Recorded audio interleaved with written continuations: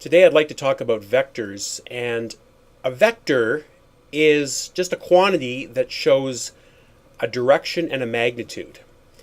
We typically use directed line segments to represent vectors, and we do that by having a starting point and then a directed line segment off in a certain direction with an arrow. So this directed line segment is specifying a direction, and the length of it is the magnitude. All right, we can name vectors. We typically do that with a letter and then this symbol on top. The magnitude of the vector is the absolute value of the vector. Now, if we wanted to specify more precisely the direction and magnitude of this particular vector, other than just drawing it out, we need to be able to be a little bit more precise with this. So, a few more details with vectors. Every vector can be expressed through the sum of a horizontal and a vertical vector. And in the case of our vector S, we can see that this horizontal vector plus this vertical vector will get us to the same spot as vector S.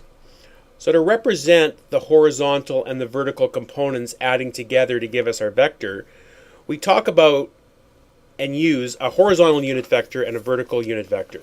A horizontal unit vector is just a horizontal directed line segment with a magnitude of 1. And the symbol we use for that is I with a hat. And the vertical unit vector is a vertical line unit vector, magnitude of 1, and we use the letter J. And so if we wanted to represent vector S, let's just suppose that our vector S here has a magnitude of 5. So this is a length of 5. And that therefore means, of course, that this could be 3 and 4, or it could be the other way around. But let's say that our specific direction is 3 horizontally and 4 up. Then the way I would express vector S more precisely would be to say that I need to take my unit horizontal vector, magnitude 1, multiply by something, in this case 3, and add my vertical unit vector with magnitude 1 and multiply by the magnitude vertically, 4. And this statement then represents precisely vector S above. The format that we will use more commonly for this will be vector S, and those brackets that I've put down there, look like less than or greater than signs, represent vectors. And what I'm going to do is put the horizontal scalar component here and the vertical scalar component there. So this and this represent the same thing, specifically vector S. Just to make that one step clearer, if I said vector R, let's say, was represented as so, and I were to draw that, now all of the vectors I'm talking about in this video are what we call position vectors. They start at the origin 0, 0. And this vector notation is saying my horizontal component being negative means I'm going in the negative direction 3 units. And then I'm adding 4 units in the vertical direction. And therefore my resultant, or the vector I'm talking about, is right here. There's vector R. So the length is specified, the magnitude of R still being 5. And we can get the magnitude, we know, by just taking the Pythagoras of the horizontal and vertical components. And the signs in those components therefore specifies the direction. So there you have the basics of vectors.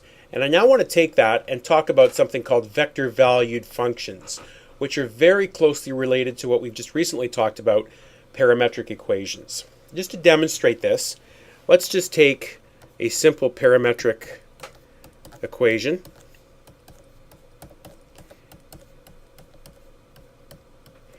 And let's take this from t between 0 and 2. And if I do that, I'm going to get a graph something like so. So as we know, these parametric equations represent the path followed by a particle in the xy plane. So what then are position vectors? Well, position vectors are line segments from the origin pointing at the points on the parametric curve. So for example, at t equals 1, the point on the parametric curve would be 1 and 3, right there. The position vector at t equals 1 would be this vector, which has a horizontal component of 1 and a vertical component of 3. And so we could express that vector like so. So the vector is just the line segment pointing at the points on the parametric curve.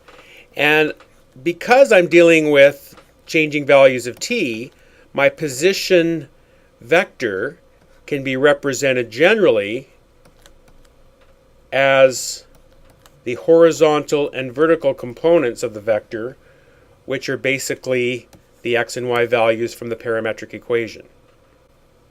So as t changes from 0 to 1, we have all of these different vectors showing up, pointing at the various different points along the parametric curve. If we go back to our vector, our position vector at time 1, we could get the magnitude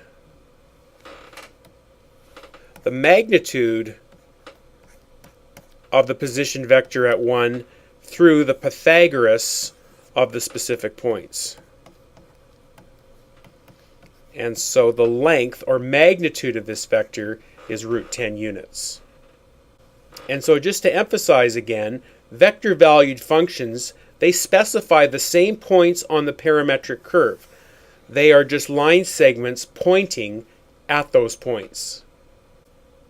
And so just to generalize this, position vector S can be represented by the horizontal component, which comes from the x value of the parametric equation, and the y value of the parametric equation.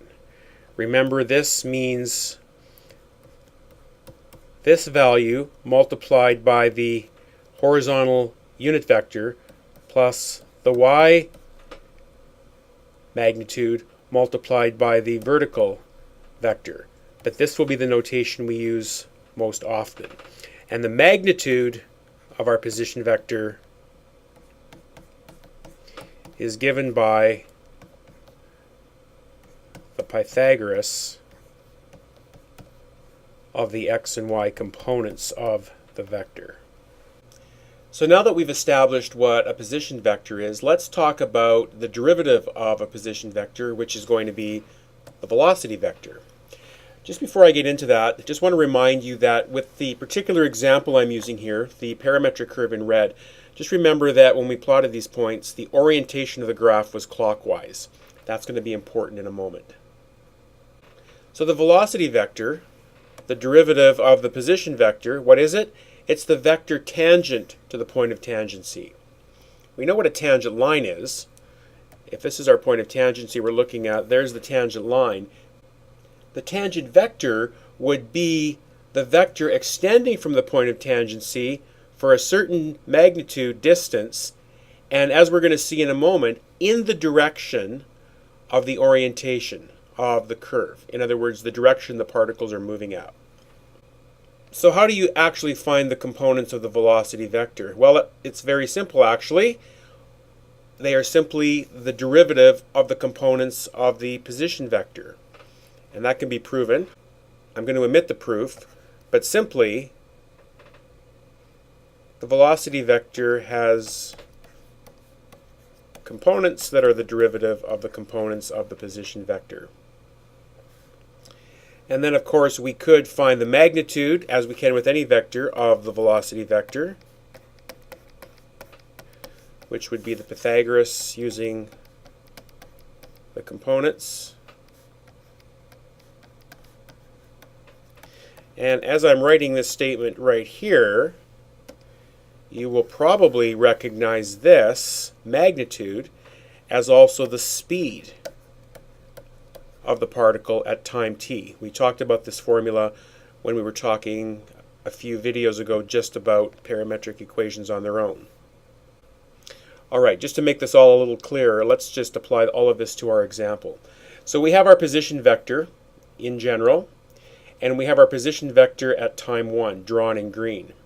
My velocity vector in general is simply the derivative of the components. So the derivative of t is 1, the derivative of 4 minus t squared is negative 2t. So this is my velocity vector, and my velocity vector at time 1, substituting 1 in, would be 1, negative 2.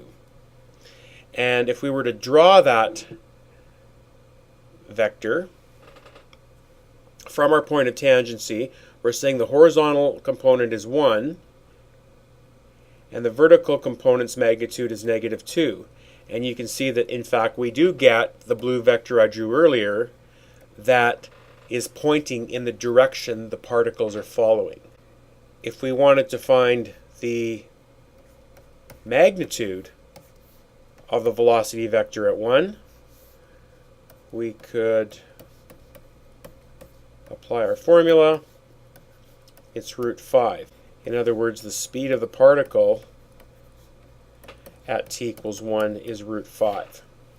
So as you can see, a velocity vector gives us important information about the moving of the particle in two-dimensional space. The direction of the vector tells us the direction the particle is moving in, and the magnitude tells us the speed of the particle at time t.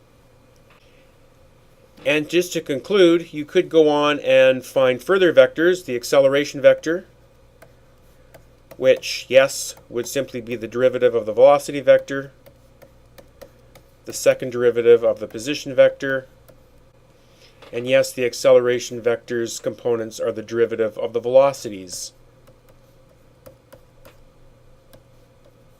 components.